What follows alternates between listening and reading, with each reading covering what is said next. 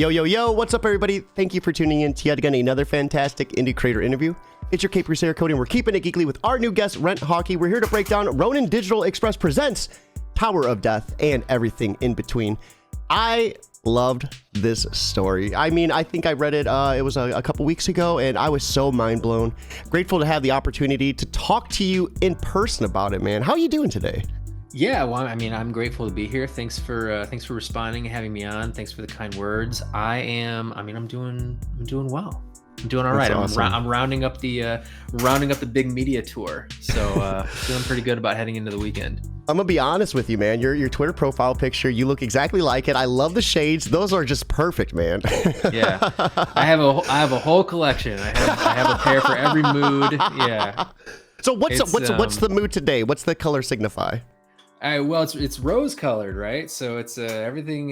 You can't be mad when you have these on. I love it. I love it. So let's kind of beginning with the basics. If I'm not mistaken, Ronin Digital Express has 30 episodes. It's a Chanbara. Did I say that word right? I think so. Chanbara Western webcomic. Give us a little bit about that, as well as who you are and how you got into creating comics. Yeah, so Ronin Digital Express, it's an ongoing webcomic. We're on a bit of a hiatus now as I'm trying to figure out what's next. What's out there so far is just kind of like messing around, trying to just make a comic and go through the experience and work on something that I really mixes genres that I really like.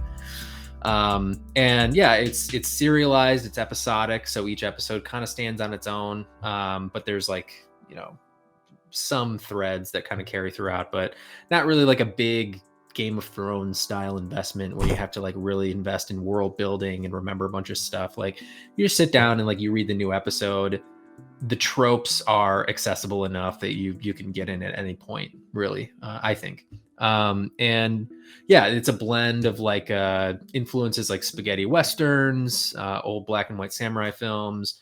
And it's all kind of got a paint job of 90s anime, like the Toonami block on Cartoon Network, those kinds of, that's kind of the aesthetic, that's the vibe. But the tropes and kind of the story content are a little more, they're pulling a little bit more from westerns, man with no name trope, things like that.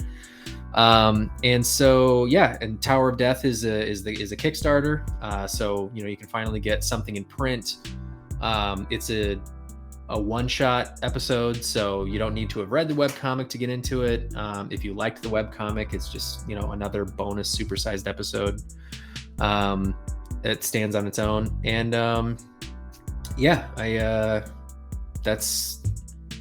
that's it, I guess. So was this kind of your first start into creating this type of medium? Well, I started off as a writer in comics, and I've got a couple of credits out there floating around as a writer. And I had always, I had been mounting projects and trying to project manage teams and things like that, which you have to do as a writer. And it wasn't for me. And I always have had a little bit of artistic talent. So I kind of came to a crossroads where I was I can either keep banging my head against the wall trying to work, on collaborative teams and relationships that fall apart for, every possible reason, not bad stuff, but just the life stuff of budgets and everything else. So I can continue to do that, or I can take a few years, put my head down, invest in this little bit of talent I have on the artistic side and just try to make comics myself. And so that's what I did. I just kind of spent a few years, resolving my artistic weaknesses, and then came back. I've got a bunch of stories that I would like to tell, but I wanted to start with something I thought was kind of fun, for lack of a better motivation. Well, what would be fun? Maybe a Ronin, maybe a samurai guy, that would be a Western, an anime kind of a thing. Maybe that would be fun. So yeah, that's how I cut my teeth. And yeah, the Ronin Digital Express thing was always meant to just kind of be, like I said, cutting my teeth, putting it out there, seeing what I'm worth. But I ended up just really liking it, and I'm going to keep going with it. But it's, we're probably going to we're gonna have to like reboot it a little bit and actually kind of pull together like a real story. And that's kind of what I'm in the middle of doing right now. But yeah, spending time in that world, spending time with those tropes. I mean, I just think it's part of me now. Man, so what do you think it was when you were, working more as a writer that just didn't mesh well? Was it like maybe the artist had a hard time getting your vision, or just maybe wearing the different hats involved with the creative process? No, I mean, I think I had pretty good experiences for the most part with artists that I was working with. I think that it was just kind of, to be totally vulnerable, I think that things just didn't happen as fast as I wanted them to. Okay, I kind of wanted to keep the buzz going of like being in the creative process, and I didn't want to do project management. You know what I mean? I didn't want to like, so I spend a lot of time when I write, it's a lot of like writing while I'm doing the dishes kind of stuff, like just pulling together little story beats in my head, and then I'll put it down on paper. So like the actual like sitting down in front of a computer and writing is not really very long for me. And like, I'll keep making tweaks to it here and there, but to get the kick, the creative kick, the creative high from the writing, it just wasn't really enough. And I felt like I spent like 80% of my time in relationship management and project management, and that was boring to me. And then, when it would come out not exactly the way I wanted it, it just felt too much like, it felt like too much of a slog for me. Yeah. And so I wanted more of that sustained feeling of creative momentum and high while I was working on something. So it's, so now what's kind of ironic is like the writing part of a comic for me is like the least of it. So I'm so happy that I actually pursued the art side, because I get the smallest endorphin kicks out of the writing now, and I get all of them in the art process. So if I had taken the different path, I would have totally missed out. Like this whole entire time, you were just like missing out on like the best feeling possible. Right. Like the level up was like huge for me in terms of like the, working. I mean, it's just so much more fun, I guess, to see your creative vision from start to finish. So you mentioned that you come up with ideas while you're doing dishes. Is the Green-Eyed Ronin's water technique from that? You're like doing dishes, splash of water off a dish, and you're like, you know what? This would be a cool technique. You know what? I don't. It's one of those things where I think that things just sort of subconsciously make their way into your brain, and then you see them reinforced other places, because there's like this great. Do you know about the manga Vagabond? Yeah, I believe so. Yeah, so there's this great, it's the perfect comic page. Okay, so anyone can Google this if they want to. If you Google like Vagabond manga perfect comic page, people have written articles about this, but it's a scene of the main guy, Musashi, who's semi-fictional. I mean, he's based on a real historical character, but the story about him and the legends that have cropped up around him are all fairly, semi-true, let's say. Take artistic liberties, let's say. But there's a whole scene in the manga where he is practicing with his sword in the water, and there's like this great panel where he has it just like sticking out straight, and the water's like curling up over like the Hokusai wave. And like people have broken this down, and they're like, here's the golden ratio, and so it's like, there's like the sacred geometry spiral. yeah. So there's like a lot of like, it's a great image though, but like I didn't see that at first. I don't think, like I saw that after I had already finished this stretch of the webcomic that I've done. But yeah, it's like a reinforcement thing. It's like, oh yeah, swords and water together. There's something there. Which is kind of weird, right? Because it almost like swords, you feel like it would rust in water. Well, they do, but I think it's a lot of like, samurai code, Bushido stuff, like the elements, the earth, the fire, wind, water. And there's very much like an attachment to kind of those, the tangible elements of reality and what they represent and that sort of a thing. So it's all kind of in the soup, in terms of like the philosophy, that the baggage that these symbols of culture carry with them, like a katana sword, it's carrying all of that stuff behind it. And you picked it up here and there throughout pop culture. And I think that's probably what was going on there. So you mentioned that you wanted to dive in on some of your weaker aspects of art. I mean, I'm floored that you even had weak spots. Like your interiors are gorgeous. Like, what did you have to improve upon to really get going with it? You're not looking hard enough, my friend. I appreciate it though. No, so yeah, I've said this before, but I think that the two big humps in art, and first off, I very, very strongly believe, and I believe this before all the AI stuff too. I believe anybody who wants to draw can learn how to draw. Literally anybody. And I always get the skepticism of like, oh, I can only do stick figures or whatever. I'm like, where do you think I start? I draw stick figures, and then I draw muscles on those stick figures, and then I draw clothes on those, those bodies. So yeah, we all start with stick figures. That's a start. That's a drawing, So the difference being, maybe I have some natural ability so that to get proficient, it only takes me the typical 10,000 hours, you know what I mean? And maybe for you, it'll take 20, and maybe for somebody else, it'll take 25. So at that point, it's just a matter of discipline. It's like, how bad do you want this? If you don't want it bad enough to work 30,000 hours at it, if that's what you need to do, that's fine. You find something else that you like to do. But if you really, really, really, really, really want it, I really think anybody can become an artist. I honestly believe that. So for me, the two big things I would say are the two main veins that you have to get over are, you need to figure out the technical side of art. So that's like depth and perspective and things like that, right? Lighting. And then there's cartooning. And cartooning is like facial expressions, hands, physical acting, that kind of a thing. So there's like humans, and then situations you put the humans in, right? Settings, right?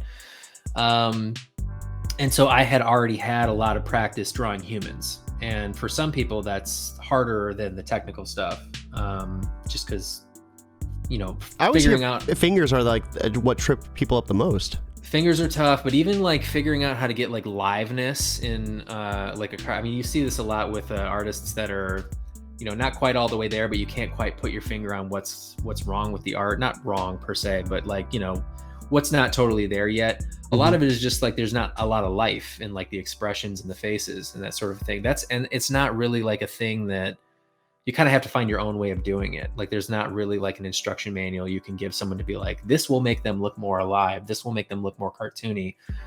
You really kind of have to just figure out how you can make that happen with your style.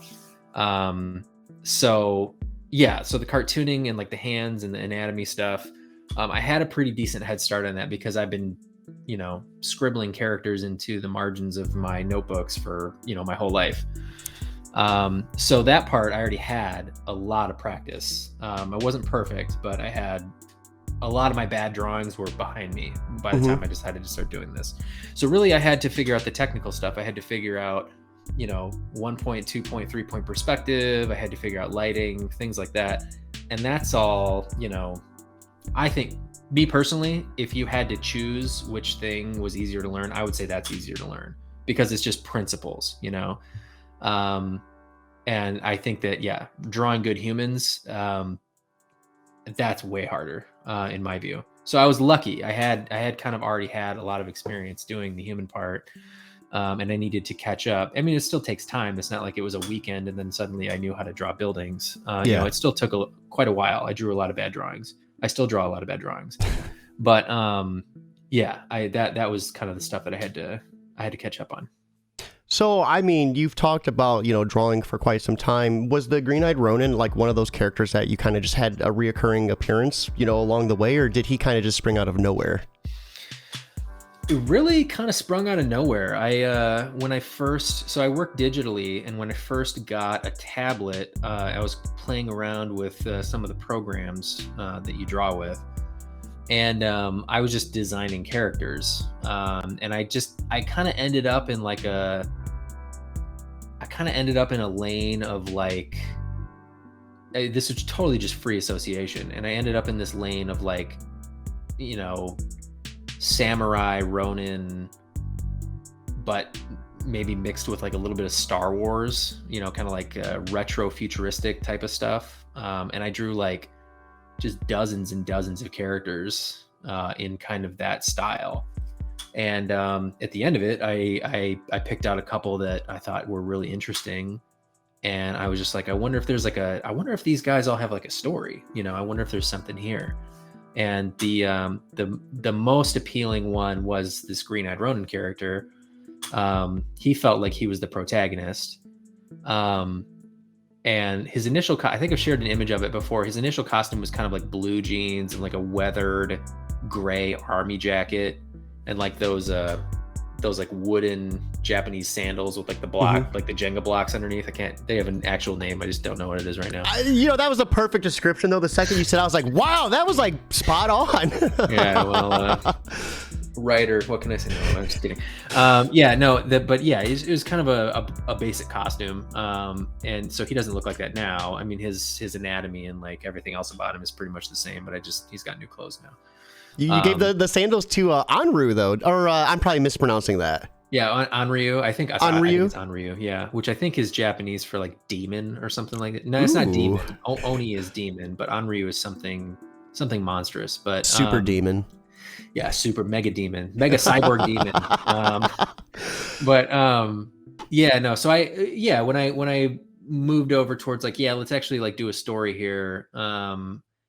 Then I had to kind of like tweak him a little bit and like the costume he has now, he has that like red plastic, casa, like traditional samurai hat, and he has kind of like the poncho, like the Clint Eastwood Man with No Name, and so I just added stuff like that, mostly just to give him a silhouette, because that's like one of the main things for character design is like Batman with all the lights turned out and a light behind him, the silhouette of just the bat ears and the cape. That's Batman. You don't need any more details than that. That's Batman. So that's what you have to try to think about when you're designing characters is like, what does the silhouette look like? So yeah, a lot of his costume now is just about silhouetting basically. But yeah. We have Chris, and I'm going to try to pronounce this. I think we have the correct name, Jingasa? Maybe are the name of the sandals. I'm not exactly sure if I nailed that, but I think it's close. So, I mean, these interiors... I'm just going to say Jenga sandals. I really like sandals with the Jenga blocks. That has a nice, like, chef kiss ring to it. That's not insulting to an entire culture at all. Let's just call it what we want to call it. Yeah. Yeah. Let us back away from that. Thank you, Chris. When getting into these interiors, what does that workflow look like for you? What type of, do you put any sort of music on, or maybe like a Western or a samurai flick in the background? Like, how does that, work for you? Yeah, well, it's kind of interesting because, it's like difficult to listen to like a podcast while you're writing because you're kind of engaging like the same parts of your brain. Maybe not everybody's that way, but for me it is. Like if I'm trying to write an email or something like that, and if I'm listening to people talk, I have to shut off the people talking so I can think. Yeah. Or you start typing what they're saying. Yeah, right. Yeah, get in a lot of trouble that way. Well, with drawing, I think like the old trope is that like, writing is like left side and like art is right side or something like that. And that's like a really reductive way to think about it. But it feels like it's kind of true because if I'm doing writing, I can't be like listening to people talk. If I'm doing drawing, I can listen to people talk. So drawing is usually when I'm catching up on podcasts, except at the very earliest stages. The very early stages when you're doing construction and you're trying to put, elements in the composition and you're trying to set up a whole page. You're doing the hard stuff. You're eating your veggies at that point with the art. If I'm doing that, I need like complete silence. Really? It's really, I don't know what kind of work it is in terms of where, what neurons it's firing in your brain. But it's not like writing and it's not like drawing. It's like engineering almost. It's really weird. And that's it's kind of the most rewarding part, but it's also really not fun, in a lot of ways. And then once you get to the point where you're like drawing faces and details, that's dessert. That's like the best part. So you can just put on a podcast, a movie, whatever, and just cruise through that. That's the fun part. That's awesome. And you mentioned you like doing things digitally. What programs do you like to use? So I use Clip Studio Paint primarily for everything. I have dabbled in some of the others, but I think, why mess with success? It was designed to make comics. Use it to make comics. So for anyone looking to dive into this, and we have Chris saying this looks awesome. Thank you. We're actually going to be pulling up the Kickstarter to dive into it soon. What type of, nods can we see in this? You love a whole slew of different things. So like what type of Easter eggs can we expect within this? Yeah, I mean, there's a lot of, it's hard to get away from my influence, I guess. So, I mentioned Ronin Digital Express, it has a lot of like, as its base, a lot of spaghetti Western, a lot of Kurosawa, old black and white samurai movies. And then kind of like a bit of a paint job, of like 90s anime, Cowboy Bebop, Trigun, stuff like that. Maybe a little bit of that retro futuristic Star Wars in there, just a little bit. But we're not that far off in the future. This is still planet Earth and, stuff like that, even though it is far off in the future. And then, there's like a little, I think with this story particularly, I don't think I realized I was doing this at the front, but lately I've been kind of describing it as like the climax of Kill Bill Volume 1, where Uma Thurman goes into the, I think it's called the House of the Blue Lotus or something like that, where with Oren Ishii and the Crazy 88 and all those guys, and she has to fight like 800 people, to finally get to Oren Ishii at the end in that snowy garden area. I think a lot of that was kind of going through my head as I'm like, I want my protagonist to walk into a completely hostile situation with dozens of people who want to kill him, but he's dead set on getting what he's after, which is not totally revealed right away. I mean, there's this female character that he has a bit of a past with, and that's revealed over the course of the story. So you kind of think he's there for her, but then at the end there's a bit of a twist, to say the least. But so he's going in there presumably to rescue her, and he's just relentless, like mowing down these guys, and he gets knocked down plenty himself. There's like maybe 3 times where I think his life is potentially in major question, just because of how hard he got hit. But it's just there's 2 pages of exposition and then 18 pages of fighting, pretty much. Absolutely, yeah. And when you were mentioning the Kill Bill influence, it clicked instantly for me that the intensity of combat within this is just, it's you have the pedal to the floor the entire time. Yeah, and it's actually, even for people who like the webcomic, or even people who are kind of soft on the webcomic, like, oh yeah, it was fine, like maybe I would read it again. It's even a lot different than the webcomic for me, because the webcomic had action in it, but it was much more of like the Western style, where there's a lot of like mood and a lot of slow build, and then like quick pops of action, whereas this is the opposite. This is like no mood, just fighting and just action up and down. So it's actually kind of different approach and style from what's in the webcomic already, that I think anybody who's kind of soft on the webcomic who hasn't backed the Kickstarter, give it a second chance, and you might actually this might be more your style. We have our good friend Aaron joining us on Facebook saying, hey guys, welcome to the stream. Aaron, thank you for joining us. It's always nice to see you, Panda. And then we have our good friend Chris saying, yes, that was a homage to Bruce Lee's Game of Death. Kill Bill was an amazing 2-part film. I can't wait for Volume 3. I heard Volume 3 is supposed to be based upon their daughters, if I'm not mistaken. I don't know. I mean, he may, I'm not like the Tarantino guy, but the few times I mean, I like him. I won't make any apology for that, but I'm not like obsessed. He's one great filmmaker within my rotation, I'll put it that way. But the few times I've heard him talk about it in like an interview, I think he's kind of being a little cute about what his next movie is going to be. So maybe it will be Kill Bill, maybe not. I heard the next one's his last one, if I'm not mistaken. That's what I keep hearing. That's the rumor. Man, 18 pages of carnage. Yes, I think right there would be a perfect segue. Let's go ahead, head over to the Kickstarter and see what Tower of Death is all about. So, guys, get your katanas ready. The action's about to begin. Trying to get better with those segues. I know, that was great. Yeah, get those katanas ready. Get those katanas ready. I think it's interesting too. Katanas, I think if you display them to the left, it's for war, and then for right is for peace, or it might be vice versa. The way you actually display the katana, it shows whether you're in war or not. Oh, I didn't know that. I have one right over here, so maybe I should read up on the proper display. So let's go ahead. We're going to drop this link in chat for everyone that is watching. Be sure to check this out with us. If you're able to back, we would love to see that. Simply putting this on Facebook and Twitter works just as well. So if money's tight, word of mouth is 100% free and you have nothing to lose. I've read this. This has the Geekly seal of approval. Tower of Death, a one-shot indie Western manga comic, currently at $2,205 of a $2,000 goal, 62 backers, and 4 days left to go. Is this your first Kickstarter? Yeah, it is. So how you feeling right now? I heard Kickstarters can be pretty stressful.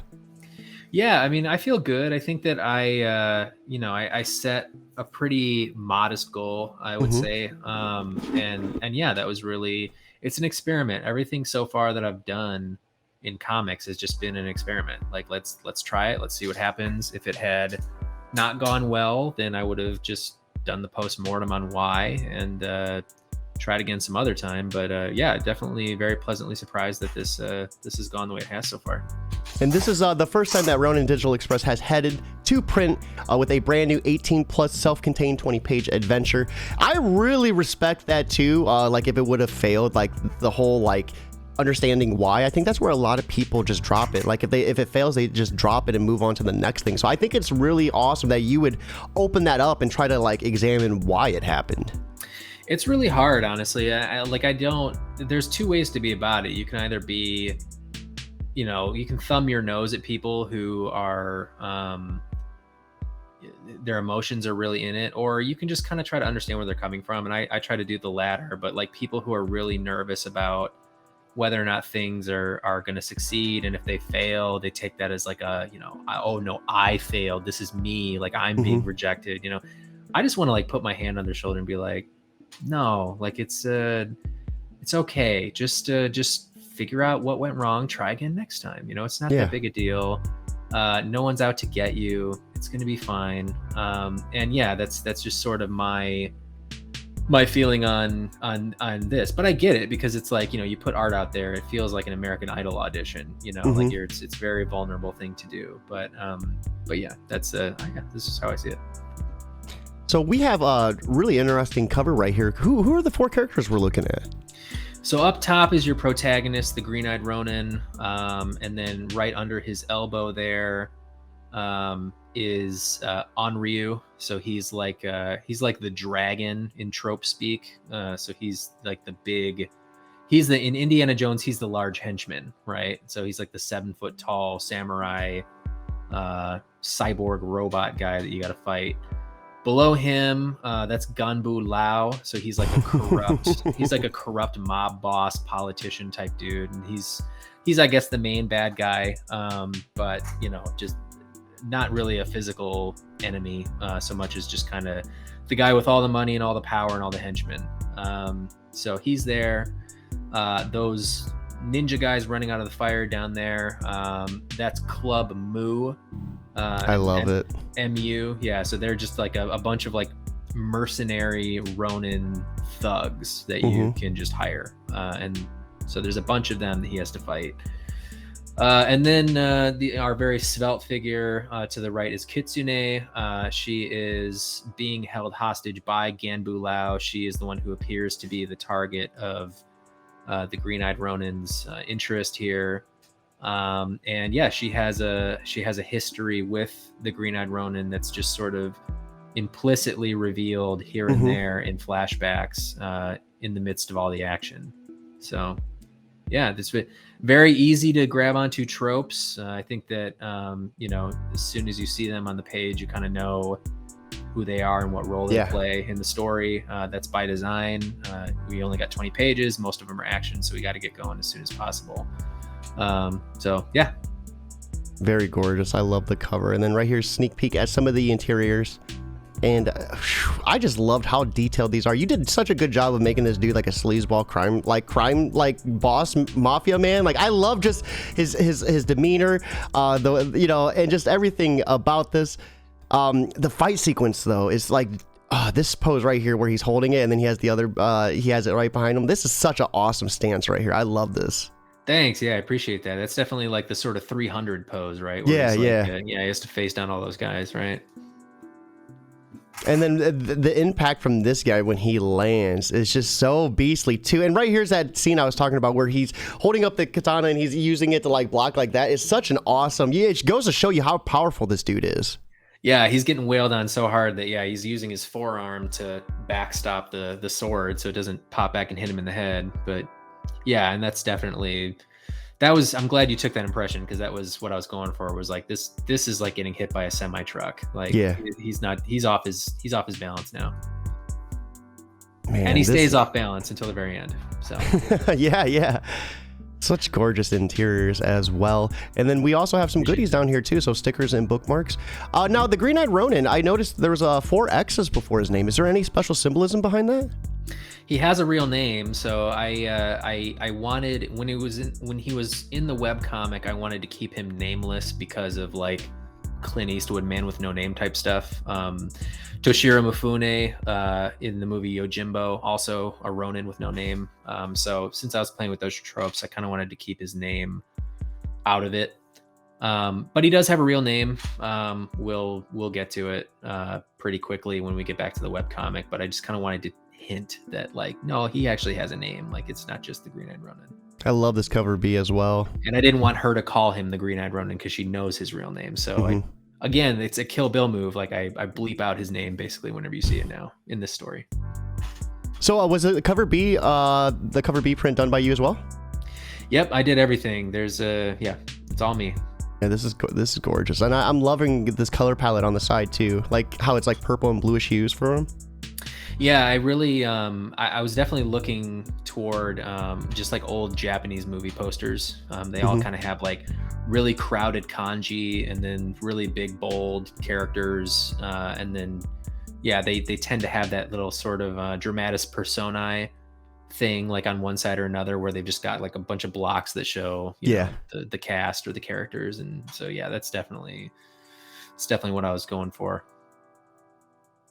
Yeah, this is gorgeous. We have Chris saying, "Wowza, a one-man comic book creating army." Yeah, it's remarkable you're able to do this all by yourself, man. Yeah, thanks. It's definitely, I know why not a lot of people do it this way, because it's very lonely, and it's very I feel like a monk, you know, illuminating manuscripts or something in my tower, and you just spend so many hours heads down doing it, and then, you know, you produce something that someone can read while they're taking a dump. Yep. or you know, maybe they're doing number 1 and number 2, you know. Yeah, so I mean, it's just it's wild. It's wild how much work goes into it, how many hours. But yeah, no, it's I wouldn't have it any other way. But there's definitely pros and cons to doing. You know, I feel that though too with the podcasting. Like, I'm often like in my corner, and it looks cool. The corner looks cool. It's because like I don't want to be like staring at just blank wall when I'm alone here for 8 hours a day. And like when I do my interviews, like they're so energetic because I finally get to talk to someone. Like, it's like, yeah, finally. Well, that's, yeah, I like doing the shows too, because it's like my only chance to talk to somebody, which is like, that sounds a little more pathetic than I intended. But do you have the thing too where like I know you have a family, but do you have this thing too where like this is like a whole nother world that they just don't know about? Yeah, basically. I mean, dude, when I talk about like comics and stuff, my girlfriend, like, she's interested to a degree, like just the supportiveness. But like my friends, like I tell them my interview and they're like, okay, from who, DC or Marvel? It's like, okay, well, you're really not into it. Like, you know what I mean? Yeah. It's like a whole different sphere. Like, and when I first started getting into comics, like you don't realize it, but there's like circles, and it's like you have your gaming circle, you have your comic circle, you have your webcomic circle, and all different circles. And like, it took some time for me to dive into the Twitter like comic sphere to like find like all you guys. Like, I think it took me quite some time to even find you. Yeah, I don't even know what my circle is, you know. I mean, I'm a similar way where I have like my IRL friends, you know, and I'm very invested in my IRL world, but yeah, they ask like, oh, what do you do? Or I meet new people. What do you do? And like, I avoid the comic thing altogether pretty much because I don't want to have to go through the whole thing where I'm like, it's like, imagine you go on like a Tinder date or something, and then Yep. what you end up on a date with a forensic accountant or something like that, and you're like, oh, what's that like? And they're like, well, it's really Well, interesting. actually, Yeah, and you're like, oh no, I regret asking. So I'm so afraid of getting that back. well, the worst And part is like, I also don't want to fight the assumption of like, I don't mean superheroes, I don't mean Spider-Man, yep. I don't mean Batman. There's a whole nother lane. There's European comics that are Westerns and, that's stuff that I like. It's so removed from people's common understanding of it that it's just not worth it, I guess. It's easier to get strangers to support your work than it will ever be to get friends to support your work.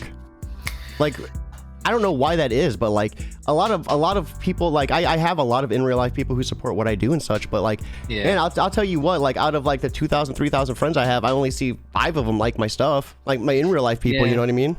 There is kind of like and it's also like, I do this too with like feedback where like if people are, if my friends went to my Twitter and they were like, oh, such good art, bro. I don't know that would mean much. It would maybe make it look like something's going on here to somebody I don't know. But, the most valuable feedback I get is usually if someone sends me a private message and they're like, dude, that thing you did, that was the shit. Yeah. Because there's nobody to show off for. There's nothing they're trying to get out of me.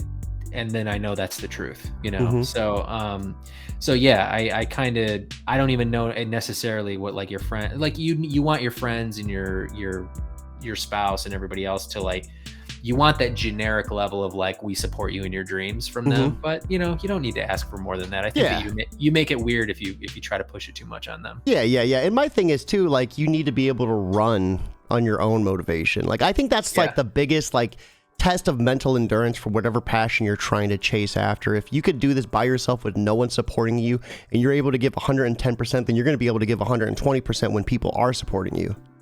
Yeah, I mean, that's the discipline thing that we were talking about earlier. It's like you just kind of, would you continue to do this if you had, 0 signals coming from outside telling you that it's a good idea? And that's when you learn whether or not you really want to do it. No, and I think a good idea would be, let's go through some of these tiers right now and get all this hype out there for you guys to check out with us. We have Chris saying, let me tell you about the wonderful world of accounts receivable. We have $8 for this PDF, so 20-page comic, plus a few pages of back matter in high-res PDF form. You can get the printed copy for just $2 more. Holy crap, $2 more, full 20-page comic. This is an awesome read, guys. You are going to be missing out if you're not taking advantage of this. We have the digital bundle at $15. What's going to be included with this? So with the digital bundle, I am also I wanted to give digital backers, because I'm only shipping in the US, so anybody who's overseas misses out on some of the other tiers. So I wanted to throw them a little bit of an extra if they wanted it. So I will pull probably the best episode of the webcomic is this one shot called Legendary Ronin Warui Hito. And it's a 20-page one shot, full color. So I will pull that together into a PDF with some back matter. And then I also have like an art book that I pulled together during the pandemic. Oh, that's so cool. Yeah, it's like 40 something pages of just like, if you want my pictures of Spider-Man and pop culture stuff, that's in there. So that's just kind of a little extra, here you go for digital backers. And then we have the sticker pack at 20 or more. So let me go ahead and scroll down here. So you're going to get Tower of Death printed copy. You're going to get the RDE bookmark and then 3 RDE stickers. So these stickers are gorgeous too. And this bookmark is phenomenal. Does this take you to the Substack? Yep. Cool. That's perfect, man. That is chef kiss. Yeah. And by the way, guys, Rent does have an awesome Substack. That is in the description. Be sure to check it out. And subscribing's free as well, right? That's right. Yeah. I haven't really, there is a paid tier on my regular newsletter. But I don't know. I haven't totally like figured out the thing that makes the monetization. I probably should not be saying this because this is kind of like, don't bother giving me money. If you want to give me money, I'll take money. That would be great. But are you going to get a ton of extras out of doing the paid tier. Not right now. Maybe in the future. Yeah. I'm the same way. I don't know what it is. Like I have paid slots on Calendly, but I don't ever put them out there because I feel so weird. Because it's basically like I don't want people to pay. I just want a day off. let me have a day off. Yeah. Well, and I'm just like the way I put it to people is I'm like, just use it like my Patreon. Like if you're like if you're the kind of person who really wants to support artists and you're like, where's your Patreon? Use the Substack as the Patreon and just do the paid tier. Yeah. At $30 or more, we have the print pack, so you're going to get everything in the sticker pack, plus 2 prints, and those prints are going to be right here, these gorgeous prints right here. And then you're going to also get an alternate cover, and then 2 5x7 full color Tower of Death retro style teasers. So awesome, man. It might be a little misleading. I think the cover B up there, if you scroll that up to, that's the alternate cover. Okay, so that's what I thought. Yeah, I won't put that on the actual book itself. It'll be a separate print, so maybe that's misleading on my part. My bad. No, you're good. And then the not safe for work print packs, you're gonna get this hot and steamy picture right here without that sticker on there covering those bits for just $35. So, and then custom sketch. So are you gonna draw anything they want, or is there gonna be certain limitations to this? Yeah, within reason is what I've been saying. So you can either leave it to me to just draw you something cool, or if you have like, something that you really have your heart set on, I will do that within reason. So if you're like, oh, I want Spider-Man like swinging against a full city skyline and all this cool stuff, like I'm not going to draw you a splash page. I will draw you a sketch of a character. I'll do the ink, so it'll have like, good lines. It won't just be like a scribbled piece of shit. Like it'll be a real drawing. But yeah, I mean, think like, just a drawing of a character or something like that. Or and I love how the image right here is the stick, just a stick guy. It'll be better than that. But yeah. That's awesome. And then we have the not safe for work sketch at 100. So keep in mind, guys, you're going to get everything from the print, or plus you're going to get, excuse me, I'm fumbling the ball on this. Everything from the print pack, plus a custom black and white pen for this sketch. And then for the not safe for work, is that kind of the same premise? They're going to get everything. Yeah, so that's just a little bit more, and then you'll also get the Kitsune print that is to the left. So it's the exact same as the previous custom sketch tier, but it also has that Kitsune print since that's a not safe for work item. And then I will also do a not safe for work sketch. So if you wanted to back the custom sketch before and you ask me for something that's a little more risque, I'll be like, that's a not safe for work request, so you should have backed that tier. So if you want something that's a little more spicy, you have to back this tier instead. So if you want Spider-Man swinging by his dick, get this tier instead. There is some precedent for that. In my oeuvre? Yeah, I do a Christmas card a not safe for work Christmas card every year. I love that for paid subscribers, and it's always Spider-Man themed, and it's always some kind of double entendre with him and Mary Jane. And yeah, I go full balls on that one. So. Did you ever read the comic where Mary Jane died from cancer from Spider-Man's? His splooge was toxic. Yeah, that's like that's like Spider-Man's Dark Knight Returns or something. Yes. Yeah. My answer is no. I didn't read that piece of shit, but I know about it. So, Ren, for anyone who is on the fence about backing this campaign, what would you say to them if you just had a few moments to kind of help push them over that fence? I would say that if you just like action and like manga specifically, and you like, I feel like it's just really easy to like stuff, like samurais, katana swords, westerns, stuff like that. It's all easy to like tropes. It's action. I think the story's got something to say. There's even though it's mostly action, there's kind of like a surprising emotional through line. And yeah, I think that it's an investment in an all-in-one comic creator. So, if you like people who take my approach, you can show it with your wallet. And then the other thing would be, this is going to be an ongoing thing. This is not just like a one-off, see you later kind of a thing. There is the webcomic that I've already made that this is part of, and we're going to continue with that webcomic indefinitely. And I do mean that. It's not something I'm just going to give up on. So in 5 or 10 years, when everyone's talking about Ronin Digital Express on Substack, if you want to be able to say, I've got like the original, like the printed manga, like the Kickstarter, there's only like 100 of these that exist. could be you. That's all I'm saying. Could be you. And also, like with the sketch tiers too, I don't, because I make comics pretty much all myself, that is most of my time. So I don't do things like commissions. So yeah, I mean, if you wanted like a piece of original art and you're like, I'll just ask him for a commission later, I might not do them. So if you really want like some kind of a commission out of me, this is going to be your best bet for now. And who knows when the next Kickstarter might happen. So guys, you have 4 days to get that commission while it's still up. Ren, what's next for you in 2023? I mean, do you have any other projects that you might be announcing soon?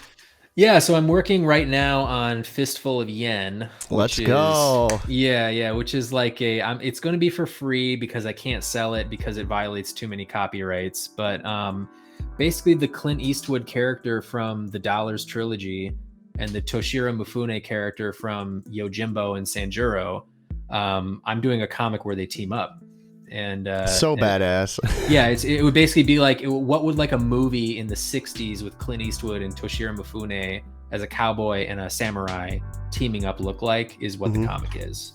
So I'm doing that. That'll be like a full-length graphic novel. It'll be like 90 pages or something. I'm going to split it up into 3 parts, and we'll be publishing that closer to the fall. So if you follow me on social, but especially Substack, you'll be seeing sneak peeks of that once this campaign is over, all the way up to publish time.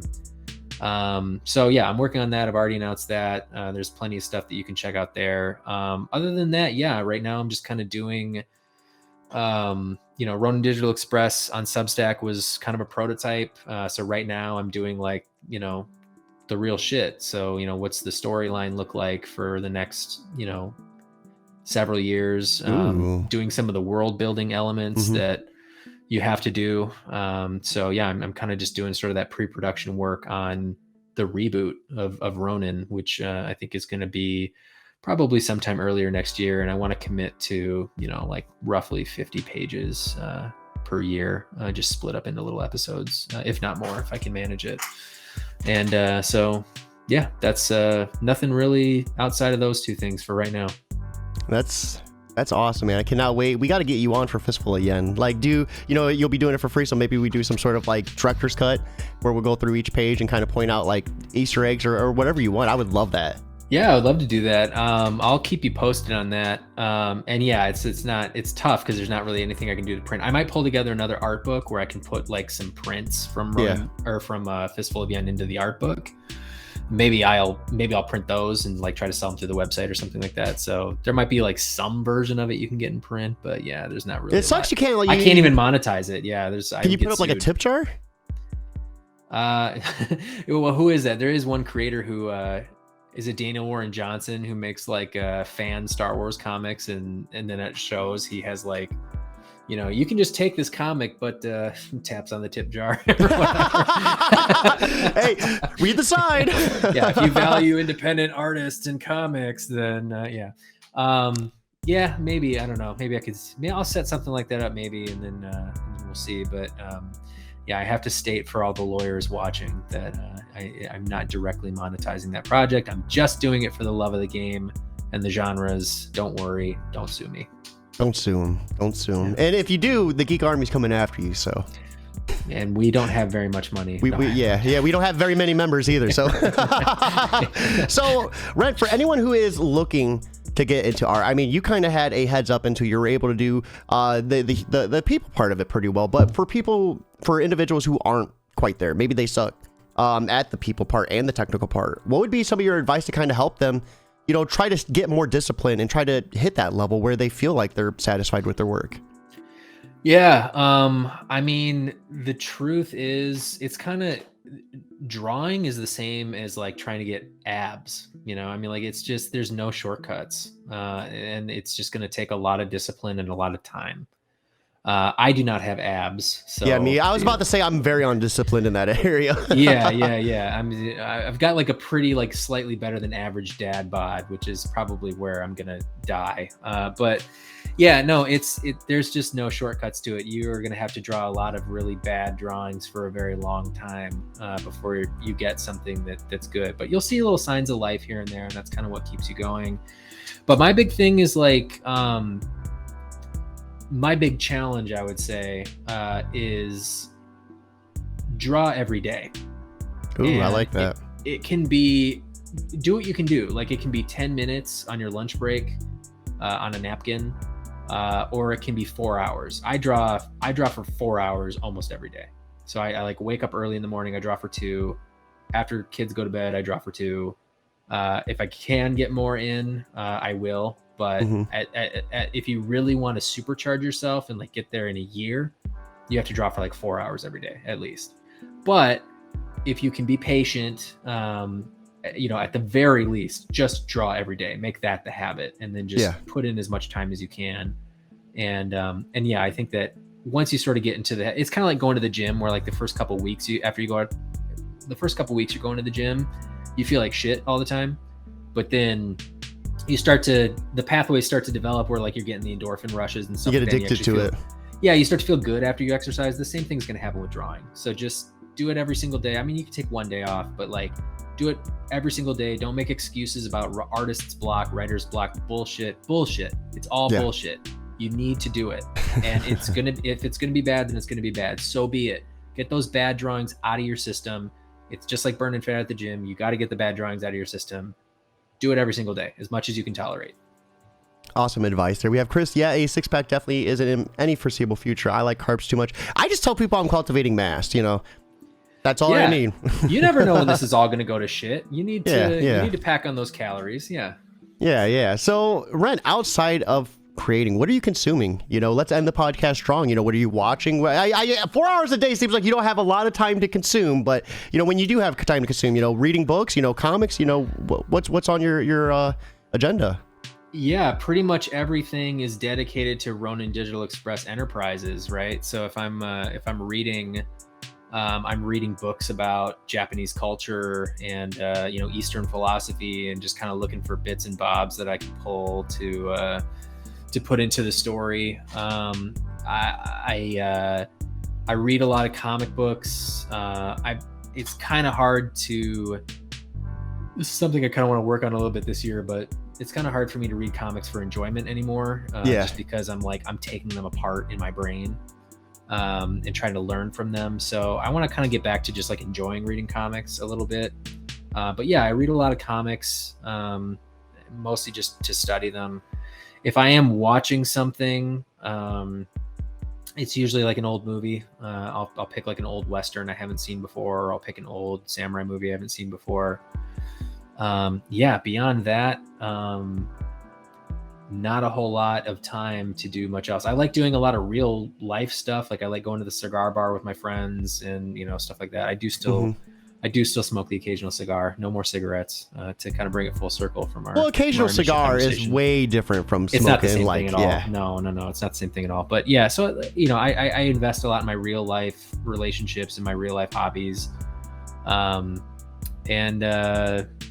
Yeah, that's there's not much time for anything else aside from Have sleep. you seen The Swordsman? It came out in 2020, but it's a little bit newer, but it is so badass. Like the dude just takes on waves of people, and it's like it feels like one of the most realistic, because you see him get tired, you see him struggling, because that's the thing. When you see people just go up against waves of people, they're usually just they have just adrenaline, they don't ever tire out. This dude is stumbling, breathing heavy, and he's just taking on wave and wave of people, and I just love it so much. If you haven't, you should check it out. No, I have not heard of that one, but I like what you said there, because that's sometimes it is fun to watch the who's the guy that directs all the Resident Evil movies? Paul Anderson or something? I don't know. Your guess would be as good as mine. Yeah, so it's kind of fun to watch that stuff sometimes, where someone's just doing ballet as they cut down 100 people and they don't break a sweat. That can be fun to watch, but I'm a little bit more attracted to that stuff where, like you said, where it's because if I don't know how many people watching have actually been in a real fight or have witnessed a real fight, a real act of violence. But it's over before you know it, and everybody is fucking exhausted when it's done. Mm-hmm. So you expend so much energy in just a flash that it does not take long to just get totally worn out. Duels were usually under a minute, I think, samurai duels. They don't take long, and in a lot of the movies, this is why the samurai movies and Western movies, they share a lot of tropes, and why they're so easy to blend together. because a lot of old samurai movies, there's not a lot of like what you would call sword crossing, where there's like, you know, ting ting ting ting, like there's not a lot of that going on. It's a lot of it very similar to the Western, comes down to like who can get it out of the scabbard the fastest and cut the other guy's throat. So there's a lot of just like, you know, single draw, single cut type stuff. Which, oh man, you did that in the webcomic when the Green Knight Ronin throws up the thing and he's just like, and the dude's holding his throat. Holy fudge! Yeah, that's I mean, that's how action in that genre tends to work. I mean, there are some examples of like a prolonged sword fight, but it's not what Hollywood has you thinking these days, where it's like just a continued, you know, clinging of the swords.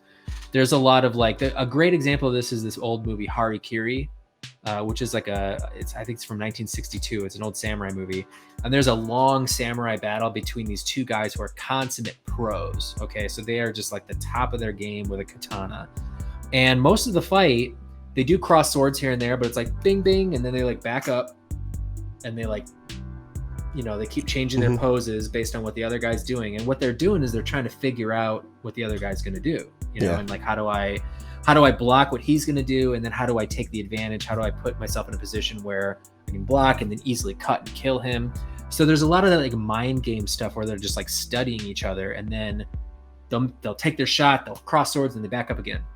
And they study each other for a few minutes, and then again. And then, so like, as far as like a long fight, that's what it would look like.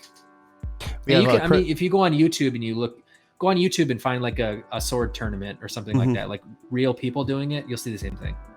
We have Chris saying, favorite mass fighting scene in cinema, the hallway scene in original Old Boy. I really liked, what was it? It wasn't cinema, it was TV series, The Daredevil, season 2 with the Punisher just killing people in prison, shanking them and shit. I loved it. Well, to Chris's point, I mean, pretty much any like one take action sequence for me, I don't even know how to rank order them. I'm mystified by any director and crew that can pull something like that off. So no matter what, there was one in the newest Bond movie. You know, I mean, anytime they do that, I'm like, oh yeah, this is the good shit. You know, like it is. That's like real. You know, I mean, like it used to be that if you wanted to, I can't remember who said it, but if you wanted to see something impressive on film, you had to do something impressive. You know, like you couldn't just CGI it. You had to actually do the stunt. So it's kind of like a throwback to that era where, there's no faking a one take sequence like that. No, absolutely. And guys, I think right here would be the perfect time for us to end. So right here is the link to check out this Kickstarter. Be sure to back. And if you're unable to back, put it on Twitter, Facebook, anywhere you can. Word of mouth is 100% free. Hope you all have a lovely Friday. Most importantly, guys, keep it geekly.